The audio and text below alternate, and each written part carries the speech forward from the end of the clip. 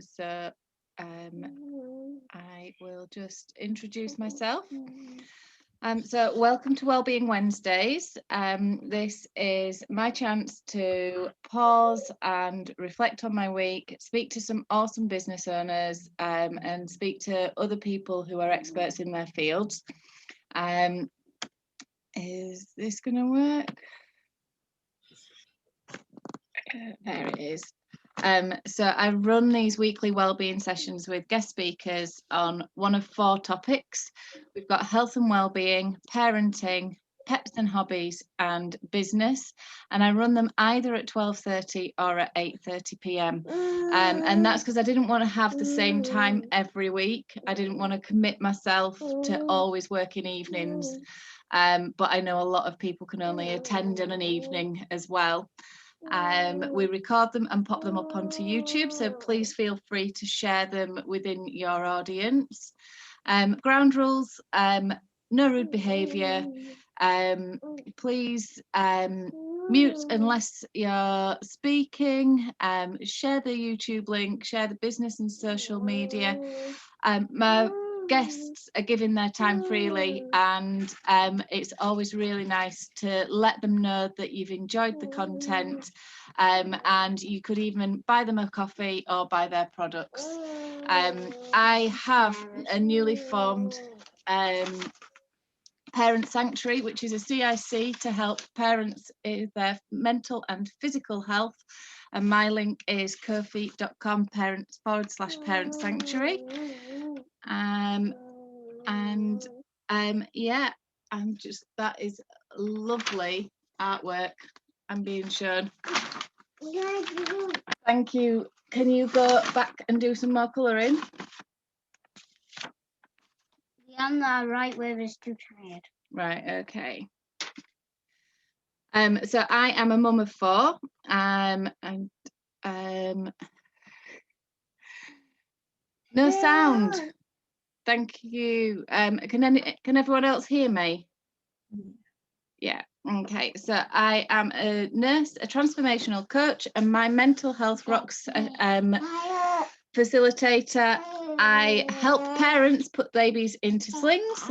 I help transform homes to be chemical free with Enya, and we have just founded the Parent Sanctuary, which do nature walks for well-being, and we have been running those sessions virtually for the last few weeks, which have gone from strength to strength actually. And who knew that craft along on a Friday would be enjoyable? So our speakers today, we have got Donna and Therese, who are here to talk about their businesses. But before we start, I like to meditate in a moment. And this is something that I go through all my clients with. Could you get yourself some cereal then, please? Doesn't kill that one. Well, have the porridge that's in the fridge then. I need you to leave me. Yeah. Thank you. So I like to teach everyone to meditate in a moment, and that is because most of the time our shoulders are up near our ears, and we need to remember to bring them down to have a good posture and to breathe deeply so that we are filling our lungs and using all of our lungs. Because when our shoulders are up near our ears, we are not breathing effectively, and we are not giving our body the thanks that it deserves. You don't like those?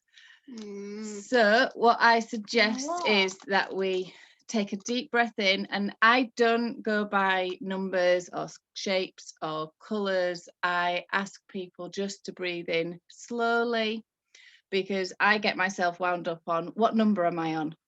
And when we do deep breathe, we can change our fight, or freeze reflex and change it to a relax, calm, and at peace.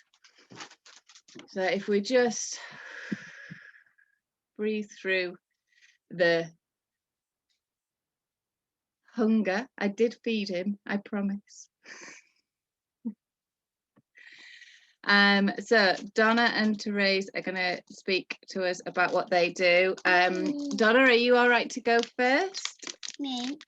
This or this? That one.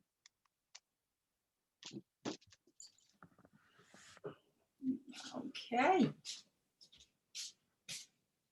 Are you all right, ladies? Oh, thank you. Oh, I'm just getting a nice drink. Wow. So if you want to tell us a little bit about your business and what you do, and then if we've got any questions we can ask, if anything springs to mind, then we can have a bit of a conversation going on. So my name's Donna Carey. I'm a beauty therapist and I own Springs Health, Wellness and Beauty Clinic, which is a specialist anti-aging and blemish removal clinic. So we deal with both face and body. I've been in the industry now for 39 years, so I've got experience in salons, spas, health clubs. We're an award-winning salon, and some of our clients actually travel across Europe to be treated by our team. So we've got the pleasure of treating in the time possibly over 1 million treatments we've done in 39 years. Tried to work that out actually the other day. So we're probably just over 1 million treatments. So I've spoken to lots of women in that time, both professionally and socially. And it's finding common ground with women and what they want us to treat. And generally what we're finding is women have possibly a few things that we've all got in common. So the first thing that we found is most women feel like they're overlooked in the market, that they're not represented. So we're not all represented in the market. That we know that aging is inevitable. But we just want to look young. We don't want to look younger, we want to look better. So we concentrate on that. But a big part of that for us is wellness and health, because we believe that beauty comes from health and wellness. So that's a big part of our business. Another thing is a lot of women try there's so many treatments and there's so many products out there now, and we're all trying an awful lot of them. And the more that we try, the more problems that we find we're getting. We're finding that with clients. And we all know as women, you've got a bathroom cabinet full of products that are just gathering dust at the back there. But also as a consequence then, your skin becomes more sensitive and then you try more products. So you're just going around and around in circles. But the problem that you've got is, where do you go? Who do you trust? Does it work? Will it work? How do I know this person and what qualifications they've got? And within the industry at the moment, we have during lockdown, the government have actually now decided that we're an industry standing apart. Whereas, I don't know whether you saw at the beginning of the lockdown, Boris Johnson sort of lumped us in with different industries. Now he's given us this standalone, and we're doing a big push now to standardise the industry so that you know where you're going, you know your therapist is insured, and you know that they're qualified. So we're asking everybody to get on board and make salons safe. So we're asking people to sign. There is a petition, it's online. We can send you a link to standardise the industry. And you're a nurse, Rachel, you know this. You've got standards, you know what you're working towards. You know when somebody comes to you, they know you've got a qualification, you know what you're doing. And this is what we want in our industry now. Yeah, it's the same with the Sling Library. I'm a member of the Carrying Association of Carrying Educators, and that's a voluntary regulator to make sure that we are keeping up to date with our training. And it's just so important for me to be able to make that statement that yes, I'm open. Come and check on me. These people are checking on me. You know, I pride myself in doing a good job, and I'm quite happy to be tested on that. So that's what we want. We want people to feel safe. We want people to come to us, and especially now with the whole the COVID and the restrictions and things, we want people to know that it's a safe environment to come into, that we are following guidelines, that we do the PPE is nothing new to us. It's something that we've always used in our industry, and I think a lot of people are not aware of that, especially people who don't use a beauty salon. They just, well, I don't know, people just think, gosh, you know, you go in, you have your eyebrows done, you don't think twice about where the tweezers have been, where the wax has been, where the waste goes afterwards. When you go and have your legs waxed, where's that wax? Where's those strips? You know, people haven't thought about that, but this is something that we've done for years and years in our industry. You know, you clean down after every client, nothing's reused, everything's disposed of. You know, so we just want, I think this is going to be a big part of our industry now, and it's a big push that we want to do.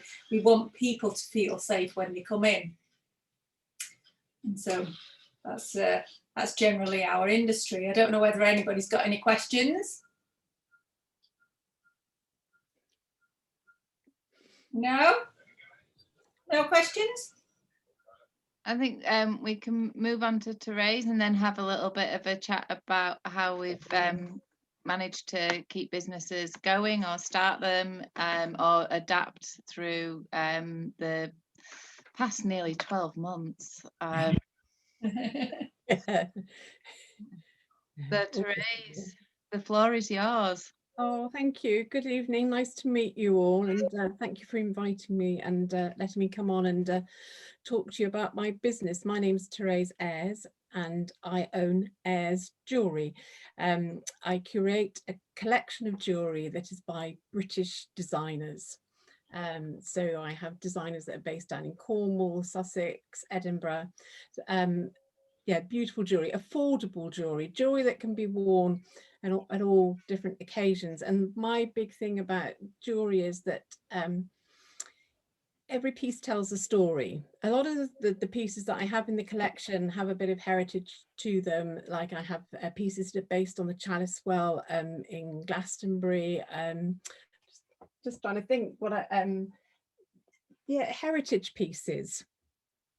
So they already have a bit of a story to them, or a story about the person that's made them. But of course, when you buy something, you have the memory. When you then wear it, it's all about the memory of where you bought it or the person that gave it to you. It just takes on an emotional meaning. And if it doesn't, jewelry is just really lovely to wear. I think, you know, especially now with the sort of times that we've been through, it's been challenging. I found, and I know I'm not the only one, with being in lockdown, it's so easy to get up and not bother to put the clothes on and sit around in your gym jams or whatever. But and that actually can bring you down if you don't actually get up, get on and get dressed and do something. So I do find that, you know, I get up, put on a little bit of lipstick, it's all gone now at the end of the day, and put a nice bit of jewelry on. It is amazing how it just lifts the spirits, and I think it's really important. Yeah, it's great. The beauty about my jewelry, it's something you can treat yourself with, because, you know, my prices start from £6 is the cheapest piece of jewelry, some very simple studs. Yeah, and I do go up to £95. And when I talk about things being affordable, I appreciate it depends on budget, but they are affordable. So they're things that you can treat yourself, but they're also great for sending to people. The beauty is they can, you can post them. So the new term, letterbox gifts. So they will post beautifully. So although it's not too long now till we can meet up with people, tentatively, carefully, but you know, we've been separated for some time, so lovely little gifts that you can send to people. But yeah, my business is online at the moment because that's the only way I'm allowed to operate, and rightly so. So I have a website, Airs Jewelry. I'm on Instagram and Facebook, Twitter. Yeah, you can find me. Just come and have a browse and have a look. So when you shop with me, you're not just supporting a small independent business. It's also independent makers. There are artists. You know, a lot of us that have got small businesses, we are our own bosses and we work on our own. But actually, the connections go on and on. So yeah. So that's a bit. Oh, how I've been in this business for 5 or 6 years. I think this is my 6th year of running Airs Jewelry, and I have to say my previous life was I was a nurse. I was a nurse for well over 20 years, so it's something completely different. And it's what I love is still having that contact with people. You know, when I'm out and about at markets and events, I just love chatting to people. So anyway, sorry, I'll stop rambling on. No, not at all. Do you specialise any particular stones, or is it just everything across the board? I specialise in beautiful things. So the Cornish range is jewellery that's bronze, pewter, silver and tin. And then I have a couple of makers that work with glass. So the studs that I'm mentioning, really delicate little glass studs to some more ornate pieces. And then I have a really lovely range of resin jewelry, which is all full of just colour pop. So I don't know if you can see that. Oh, yeah. So that's a kind of jazzy colour. So you know, people like dainty, like they like bold, you know, small, larger. So I really do have something for every taste, including for the men. I also have some accessories like buckles and hair slides. Those of us whose hairs are starting to get out of control, I've got something to tame the hair. Yeah, that's all sorts. So I always say to people, if you're looking for something, I really love working with people. So if you're looking for something, I'm really happy to kind of help and guide. And I can't help everybody, but yeah, I'm always happy to give that a go. Yeah. Do you have tips? Because I love any sort of costume jewellery, but I can never wear it. I always buy it and then put it on and feel that I never get it quite right. I think it's having the confidence to wear it, actually. You know, before I came into this line of thing, I would never, the jewelry that I just showed you, I would never have necessarily picked that.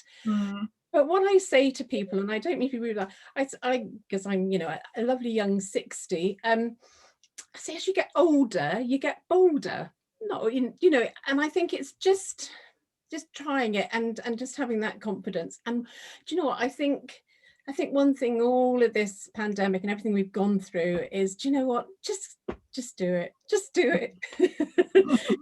I think we've learned this in these last few months. You know, we only get one chance, don't we? So let's grab it and do it. I don't think there's any particular way that one should wear things or whatever. It's like a lot of people come up to me and say, oh, they've lost earrings and they've only got one of them. And I go, well, just wear them. And I said, and if people notice, at least they're really taking notice of you and looking at you. And you know, that thing of people chatting to people and not really listening to what you're saying, you know, I think, yeah. How did you go about setting up your business then, if you went from nursing to jewellery? I mean, that's a completely different transition, isn't it? It does, yeah. Well, I did that thing like a lot of mums, and I'm not saying dads don't, but you know, you always want to bring a little extra into the income. And when I had my children, I was a full-time mum for a while, and I used to do party plan businesses. And they're great, and I learned a lot through that. And then my children became teenagers, and I gave up doing that and concentrated being back in. It's funny, sometimes as teenagers, they need us as much as when they were really tiny. So I stopped. So I was a full-time mum again. And then I realized we again needed a little bit of extra income, and I was thinking, well, what am I going to do? Because my nurse training had lapsed and I couldn't get back into nursing, even though I did try. And then my friend said that she was selling her business, and we used to do the circuit together, and she was selling jewelry, and I thought, right, okay, let's do it. And so it wasn't planned. Yeah. I didn't know. I just bought the business, and I thought I was just going to do a few little parties, and I've just built it up. Yeah. Did you find the transition easy then when we went into lockdown? Because were you already online at that point? Oh, or you just do it? yeah, I was so lucky in as much that I'd toyed with having a website for quite some time, and early last year I asked somebody to build me a website, and it well, not last year, 2019, it launched in November 2019. So come March, when that thing came, right, yeah, I learned to do everything online, or I'm learning. There's still a long way to go. Yeah. And have you found sales have been okay, or have they gone better while people have actually sat at home and started looking more? Do you know what? I was pleasantly surprised and pleased. Yeah, but the run up to Christmas, I did really, really well. Nothing like being out there in person, but people wanted to support small business, to support local, and really made an effort. And of course, I'd had by then a following, so I had my regular customers coming to look for me, and fortunately I've had new customers that have found me online. And so yeah, it's still hard. I think we've all found that. Yeah. But yeah, I'm still here. That's the important thing. Did you advertise in like Facebook, or is it? I have a Facebook page, and I do you use Facebook ads, or do you not bother? I personally don't find them particularly great. No. I think you have to have a particular skill at that marketing. I am me here is my best marketing. So no, I don't. I try and do it organically, and it's quite amazing. So I'm based in Somerset. I'm in just south of Bristol, and when life is normal, if that's, I don't think life's ever normal, but in different times I do things. I sell at markets like Wells Market is an amazing little market, and events. So that's where but now I have customers up in Scotland. I was sending things up to the Orkneys recently. I've got jewelry going to the States. Wow. Recently sent to the Netherlands. So and that's through online. So yes, yeah, I'm a UK business, but I'm more than happy to ship worldwide where appropriate. Yes. Yeah. Oh, that's really interesting, because right now you're in Huddersfield, so I'm covering the middle of the country. Donna, whereabouts are you? In Warrington, which is northwest. Yeah, and Katie? Down in Surrey. So we're a nice, we've not got a full spread of the country, but we've got a great spread of the country, just with us four, so that's amazing. Katie, do you want to tell us a little bit about what you do? Well, I've done various things over the years, but I'm currently on standby, very much so, because I was teaching dance, and unfortunately haven't been able to carry that on in the last 11 months or whatever it's been. So yes, I've been a carer for vulnerable adults and teenagers, and a support worker, I should say, in supported living. So yes, that's kind of been on standby as well, but I'm just seeing what the future holds really for the business, because obviously I'm still self-employed technically, but it's been very inspirational actually hearing you both speak, well, all three of you actually. So thank you. But yeah, who knows what the future holds. I just need to have a clear plan. And will you go back to dance teaching? yes, well, I've considered the Zoom thing as well. This is a bit of a lesson for me, to be honest. I'm not au fait with it. A friend of mine, she runs a ballet school, and they have international students and also local students, but they ran classes all the way through lockdown. That's excellent. Yeah, she's kept her business going. Yeah. I know a few personal trainers as well who've actually thrived, because they don't have to travel, and you know, if you've got the space as well, that's obviously ideal. And some friends have built their own facilities, you know, at their home, like an extra shed or whatever it is, but just to have that you know, facility. So yeah, it's like the world is my oyster at the moment. Whether I'll carry that on, I don't know, but I thought about training as well. All kinds. I've done Zumba, fitness and gold with the vulnerable adults in care homes, and the disabled people in chairs, you know. The gold is very much the sort of basis of Zumba fitness, but at a slower pace and with less impact. So it's more for everybody, I say. They say Zumba's for everybody, but really it's knackering. So, I think I must be one of the only people that's never tried Zumba. Yeah, it's quite good fun, but yeah, I don't know if that's really where my future lies. So it's been a learning curve this lockdown, especially as my mum was in hospital over Christmas. We all came down with COVID, so sort of having a life laundry. But yeah, that was a shock. So yeah, I'm just glad to be here at the moment, and we'll see what happens. But yeah, I've done that, and the line dancing mainly with the U3A. Do you know? Yes. The University of the Third Age. Yeah, they're very inspiring as well. So yeah, hopefully something will come again. But there weren't enough folk to carry it on the Zoom or some other channel, so we had to stop that as well, unfortunately. We'll see, something will come up. It always does.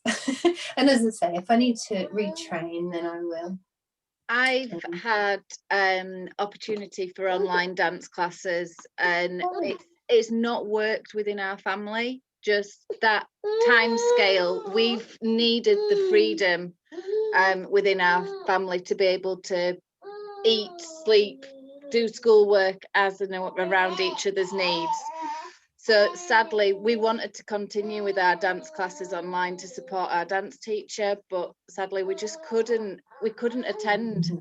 And I know some people have really thrived with it. And I also know ballet teachers who it's not been in their skill set, and they've not been able to gather that momentum to make it worthwhile for them. So they're just like yourself. So you're not alone. Oh, thank you. You're definitely not alone, because it is so hard to pivot. And I think sometimes you can watch other people fly and think, well, I'm doing all the same things, and it's often not something that is just related to you. We have our different skill sets for a reason, and the world needs all of us. I think it's one of the worst things you can do is to compare yourself to somebody else. Everybody's going at a different pace. You shouldn't do. No. As you say, with the marketing as well, Therese, isn't it? Sort of another level, really. If you want to put yourself out there, you can, but that was never really my strong point. So I was always working with either gyms or centres, like community centres that, you know, would need a supplier for those things rather than my own thing. I tried it at village halls and everything, and again, the marketing is just not my strong point. So yeah, I just have to reevaluate. But that's a good place to start, isn't it? It's to acknowledge what you are good at and what you know. And it's not to say that you shouldn't still have a go or whatever, but actually, yeah. And it's not to beat yourself up about it either. You know, I'm at the point when I've done this thing of starting to build an email marketing list, and you know, trying to write emails, and I'm not a natural writer, and I find that tough. I will get it, but you know, I just keep putting it off and spend my time on social media posting and all that sort of thing. But yeah, I know that's my weakness, and I am trying to address it and all the rest of it. But yeah, but at the end of the day, if I don't get them out, I'm the one that loses out. That's and I'm my exactly own boss, so, what I've experienced. Yeah, it's true though, you sort of get out what you put in a way. It just didn't interest me, as I say, with the care. At least that was a steady job, but of course times change, and now just with circumstances I couldn't go back, but maybe in the future, you never know. Anyway, yeah. My friend is a beautician. I have to say, I was very intrigued to learn about the PPE thing. I never really thought about it, as you said. Yep, something that we've always done. And sometimes I think, did people notice before, or did they not? Or, but I think people are more aware of it now. I think people want to see, they want to come in and they want to see if it's clean. They want to know that the nail file that you're using isn't being used for somebody else, or your room's clean, the bed that they're lying on is clean. And it always was, but people are questioning that now. I think you'll always get places that weren't. You know, there's different standards within the industry, but that's what I want to do. That's we want to bring standards across the board so that everybody's working to the same standard. So Donna, who's doing that standardisation? The British Beauty Council, together with the government. We've now got a council that has been set up during lockdown, and they've been given government time, which is a first for our industry. We've never actually been recognised as an industry before. That's good. Yeah, which is good. So have you been able to sell products or do any treatments online yourself? No, because it's a one-to-one, it's close contact and it's one-to-one, and our insurance hasn't been very helpful. This was one of the things that was brought up with the council meetings, was insurance won't cover you to tell somebody online what to do, because if something goes wrong, then we're not insured for that. We're only insured on the premises. So it was just easier not to do anything. You can do online consultations, which we have offered, but again, you can see from Zoom, you can't really see what you need to see to give an accurate consultation. No, it's something that I have been using in my nursing career previously. So this is going back maybe 5 years. We started doing video consults with some of our patients, but the nature of the patients that I was looking after, most of them weren't on the internet anyway. And we'd get maybe 1% of people who it was appropriate for, so we just didn't build up those skill sets. And then having the twins in lockdown meant that we've had a couple of GP consultations, and trying to get the light right to show a baby's rash. It does, you can see with your eyes, you can feel with your hand what a rash feels like, but when you put an artificial light on it, like even if you take a picture of it, it's not the same red. It's not the same rash that you're seeing on the picture as it is on the person. So it's tricky to do online consultations when you're talking about treatment of a condition, or like after skin. Difficult. You were saying about the products that people are using. People are using more and more products. They are, because there's so many on the market. I think there's something like so many hundred that are released every week. So you just can't keep track of everything. And of course, people are at home, they're on the internet and sourcing all different things. Oh, that looks good, I'll have a go at that. And the problem that we've got now is there's so many chemicals in the products that they can interact with each other, and people just don't know the damage that they're doing to the skin.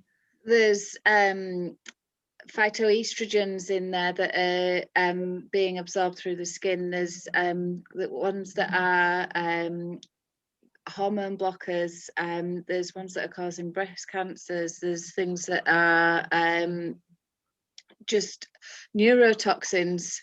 Just like, let's just put some neurotoxins on my cheeks to make them a little bit brighter. And even things like teeth whitening, skin whitening, people really want these things, don't they? And advertisers are allowed, it's even with food, advertisers are allowed to say lovely things like no nasties. What's a nasty? Like, seriously, is that a term? It's worrying what they will allow to pass through. Some checks must be made, but you know, really, like you say, if you're consuming a certain amount, I suppose, every day, it'll add up and cause you such harm. It's unbelievable that they didn't pass in the first place. Like aspartame, is that how you say it? I don't know, the sweetener. I learned it causes about 90 different conditions, epilepsy being one, that's stroke and all these things, serious problems, and yet it's in chewing gum and you know, all sorts of drinks and things, and everybody that, you know, I would know, like I used to have before as well, they're consuming them every day, nearly 3 times a day or more, and you just think it's unreal. Sugar's bad for you. Yeah, they tell people that sugar's bad for you, and it's like, well, lots of sugar's bad for you, but if you're having as part of a regular diet, then sugar's actually one of the essential things that we need in order to have quick bursts of energy. So we need all the food groups. Fake food is a bit of a bugbear of mine. I am very anti-product as well. I like water. So I wash my hair with water. I clean my home with water. Water's amazing. I drink water. So yeah, I am quite anti-product, and I have been for a long time. I remember being accosted by people in the streets. Which bottle of shampoo do you like the look of best? They've got ingredients in like methyl isothiazolinone. I don't want to use either of those products. Yes, but which packaging do you like the best? The packaging doesn't matter. You're not putting the packaging on your skin or on your body, are you? So yeah, I'm a marketer's worst nightmare in some ways, because I really don't mind what your bottle looks like. Can I read the ingredients, please? I trained in aromatherapy. Originally was what I trained as an aromatherapist over 30 years ago, and that was what brought me into the industry. So I've always been a big believer in aromatherapy products. my belief is that you use something as the whole. You don't take parts of it out and disperse it into the tiny chemical and mix it up with something it shouldn't be with. So it should be something as a whole, so a plant as a whole. So that's my belief with products. My dissertation was in aromatherapy for long-term conditions, because aromatherapy is very well used in birth, it's very well used at end of life, and I wanted to see where the evidence was around treating pain and nausea and fatigue in people who have got long-term conditions. And it's so sad how little rigorous evidence there was for it to be an NHS approved treatment yet. How long ago was that? You don't know how long? 3 years ago. Right, you know, when I did my, initial training must have been, would it be early 90s? Early 90s. And you could not get a doctor to say, it was laughed out of the room, they wouldn't allow it, it wasn't, and we weren't allowed to treat anybody with any medical condition at that point. Now, thank heavens, they're far more open to it, and it is used a hell of a lot more, isn't it? Yeah, but even still, they were saying that the evidence isn't rigorous enough, yet they would have thousands and thousands and thousands of like lower level reports of how good it was, and yet because they're not randomized control trials, the meta studies of the evidence all showed that more evidence is needed, and it would have to be a double-blind randomized control trial, and yet you can't do that with an aromatherapy treatment. You can't do a scent double-blind because people know it's not a pill, it's not something that could be chalk or could be an active ingredient, so it's so hard to get that smell past a randomized control trial, which I was really gutted about with my research, actually, because I was like, I wanted to do this. That's a good point, though. Yeah, I've never thought of that before. And the holistic remedies now, so coming up trumps, it seems, with the mental health sort of being more made aware of, I suppose, don't they, whether it's in people's minds or not. But yeah, it's really a good thing, I think, how very much well proven it is to work, for different conditions now. I can't name one. Yeah, thankfully, social prescribing is being widely recognised within GP practices as a way to cut their prescribing bill. And I've been working really hard over the past 3 years to get ourselves onto the social prescribing network for holistic help. And we have finally had acknowledgement that what we're offering is right. So we are doing nature walks with parents. We've managed to get, sometimes it's not what you're offering, it's who you manage to speak to. And we've finally managed to get the wording right and the right people and things lined up. So we're able to offer social prescribing activities for parents to help their well-being. And as a social media campaign for March, we're doing March, because 30 minutes of walking, even if it's slow walking a day, can improve your health or your longevity of life by about 5 years. So we're trying to get people committing to being outside for 30 minutes a day, and looking for one thing of wonder. Now that one thing of wonder could be a snail in a shell, it could be a drop of rain on a blade of grass, it could be a cloud in a shape of something. But the idea is that you're not just going for a run in your own head, you're not going for a walk with your friend and just talking to your friend. You're very much actively seeking out this one thing of wonder, and it's the one thing of wonder that I want people to spend their time outside looking for.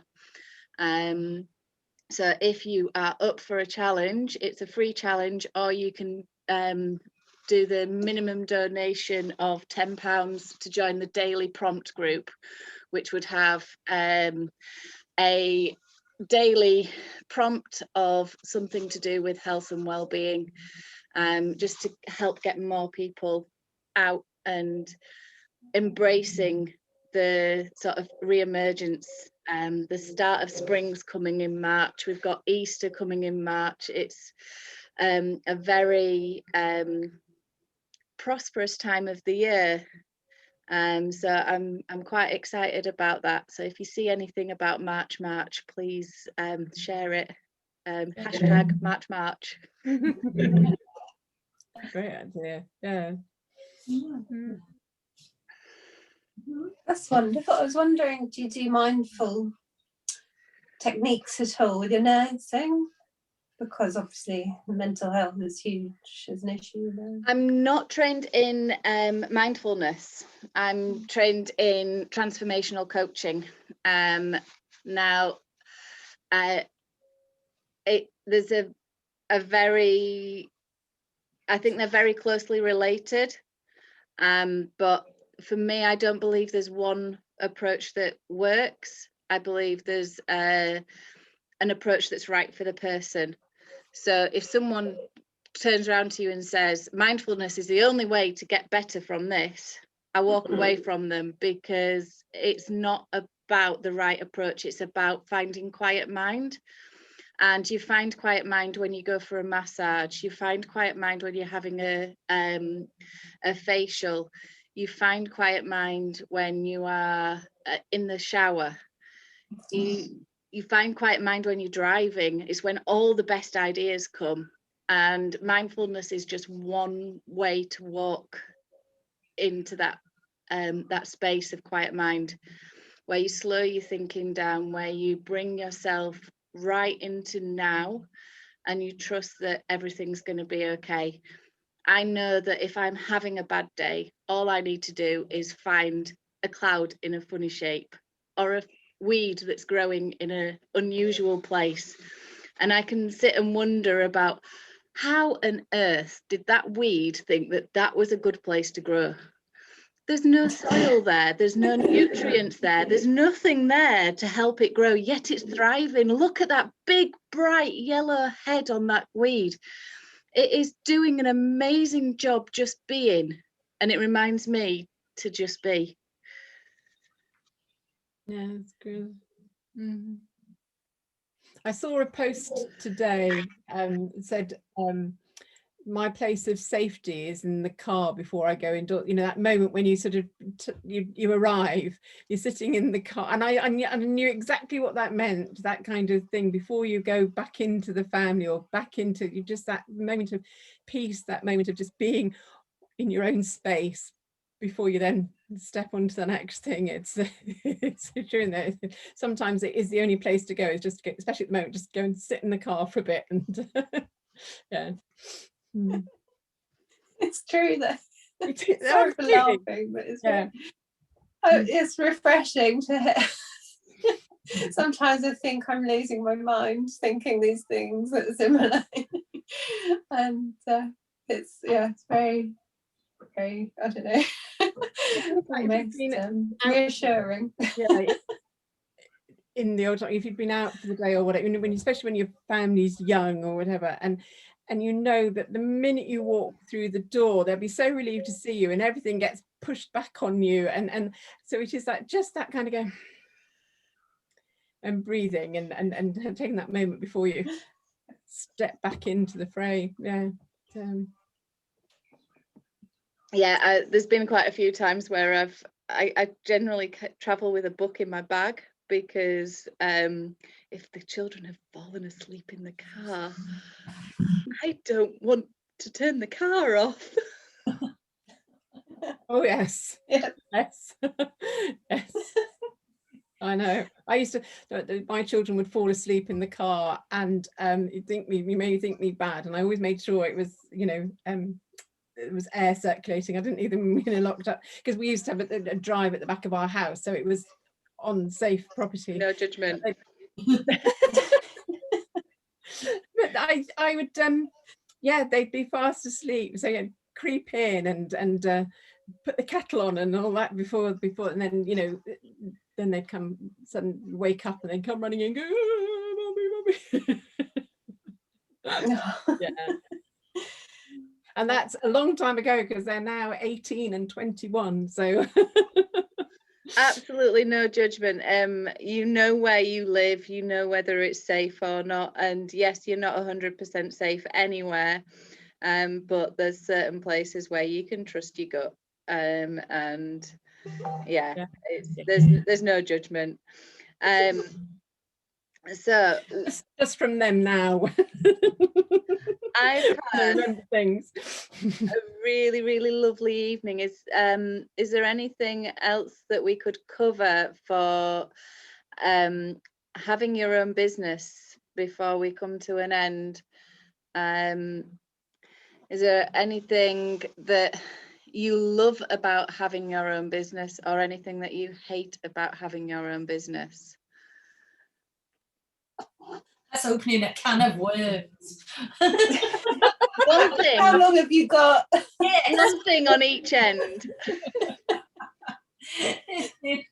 Oh gosh. What do you Well, love? I love the fact that I am my own boss. I would find it very difficult to go back and work for somebody else. Having that freedom to choose what I do, where I go, and that. But the flip side of that is, because I am my own boss and I work pretty much on my own, so sometimes I just want somebody to come in and go, oh, do this, do that, just have the ideas, and have somebody else to bounce ideas off, which is why it's lovely to network and to come and chat to other people. So yeah, so the good thing is also sometimes the thing that isn't so good. Yeah. I'm trying to think of something that I love. I know. I do, obviously. No, I do. I absolutely love what I do. I've still got a passion for what I do, so I still love it. The freedom to be able to do something. You know that the book stops here and you can make a decision straight away. So that's good. If you see something that needs doing, you can do it. You don't have to ask 10 people that are above you and then wait 2 months for it to be approved. So that's good. The downside, the hours probably. Yeah, you put an awful lot of hours in, don't you? Oh, absolutely. Yeah. First one there, last one out. It does feel 24/7, don't you think, sometimes? Because even if you're off doing other things, there's always something just working away. Yeah. I have to agree with you. Yes, it's the switching off part, isn't it? That's the challenge. A bit like working from home now, everyone's sort of having to find that corner that isn't, in the bedroom or whatever, ruining the bedroom vibe. But I don't know about everybody else, but I've probably found that harder now during this time, excuse me, because of having the time to not switch off. You're constantly thinking, aren't you? Yeah. You think, how can you do this? How can you get back to doing that? How can you do it differently? Is it, so you're thinking all the time now. Yeah, my ex-fiance was the worst. Everything, you couldn't go for dinner without him networking or something, because he'd do cabaret and oh, do you need an entertainer? Oh no, thank you. I just want to go out and enjoy myself. But yeah, you can't have it always, I suppose. A bit like, choosing your own hours, or having that freedom sort of essentially in the beginning. It's run away with you then, hasn't it? Crossing into every part of your life. I suppose it depends what it is, of course. You know, some things you don't have to take home, but obviously things like nursing you're doing, I suppose that's very, very hard to switch off from, isn't it? And then in the past year we've heard all kinds of stories, and I do feel for everyone working so hard there. And my cousin's the same, or cousin's partner, yes, she's now been promoted, but to I think sort of head of the department in her nursing. But yeah, it's a worry, that's for sure. I sort of feel quite privileged to be able to choose what direction my company goes in. But at the moment, as I say, I'm very much sort of looking after the family, and luckily I'm loved because it's not very fruitful at the moment. But yes, that can change in an instant, I hope, with the new technology we've got, you know, new ways of working. There are some positives, I think, in this sort of situation we've been propelled into. Yes. Well, yeah. Well, if you choose to stick with it, you know, hopefully be allowed back and doing these things again. You know, I come from a family of, well, my daughter is a performer. My daughter is an actress, and she did her first one-woman play back in February last year. Wow, that's brilliant. And was booked to go to Edinburgh, and of course, and she and hundreds and thousands of others, have just, that's it, just can't perform, can't, you know. So I feel for those that are in the sort of performing arts in any way, just wanting to get back and do what they do best. Yeah. That was the biggest insult, I think, was being told to retrain initially. You know, theatres closed, everything, I'll go and retrain, and it's really such an insult. Of course, you've got to do what you've got to do. As I said, I'm willing to, perhaps maybe I'll go for mindfulness. What was it? Transformational coaching? Yeah, so transformational coaching is helping people get to quiet mind. So yeah, I think that's what a lot of business owners need, is that quiet mind and that ability to switch off, Yes. and that ability to enjoy their free time. And since I've learned how to do this, my slides don't work very well on the meditate on a moment. I need to look at that. But since I've learned how to breathe, like, the biggest thing for me is a dishwasher story. And this is really sort of crazy, but I'd done all my training and I really felt my training, and I was completely 100% yes, this is amazing.